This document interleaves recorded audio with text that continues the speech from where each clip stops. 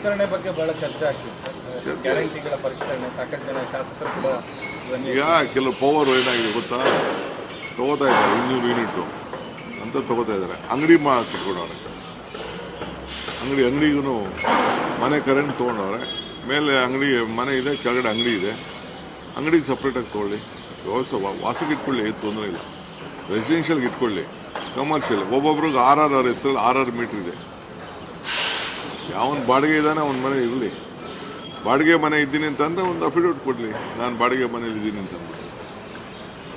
ಆ ರೀತಿ ಕರ್ನಾಟಕ ರಾಜ್ಯದವ್ರಿಗೆ ನಾವು ಇದನ್ನು ಮಾಡಿರೋದು, ಕರ್ನಾಟಕ ರಾಜ್ಯದ ಮತದಾರರಿಗೆ ಕೊಡಬೇಕು ಅಂತ ನಾವು ಮಾಡಿರೋದು.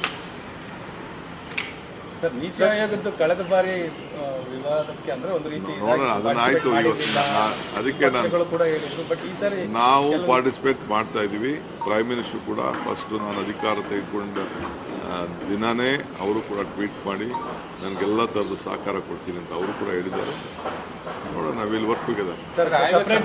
ಪ್ರತ್ಯೇಕವಾಗಿ PM ಭೇಟಿಗೆ ಏನಾದ್ರು ಆಗ್ತೀರಾ ಸರ್? ಕೇಳಿದ್ದೀನಿ, ಎಲ್ಲ ಮಿನಿಸ್ಟರ್ಸ್ ಕೇಳಿದ್ದೀನಿ. ಒಂದು ಭಾಳ ಸೀನಿಯರ್ ಮಿನಿಸ್ಟರ್ಸ್ಗೆಲ್ಲ ಕೇಳಿದ್ದೀನಿ. ಯಾರೆಲ್ಲ ಟೈಮ್ ಕೊಡ್ತಾರೆ ಅವ್ರು ಭೇಟಿ. ಈ ವಿಡಿಯೋ ನಿಮಗೆ ಇಷ್ಟವಾದಲ್ಲಿ ಲೈಕ್ ಮಾಡಿ, ಶೇರ್ ಮಾಡಿ, ಸಬ್ಸ್ಕ್ರೈಬ್ ಮಾಡಿ.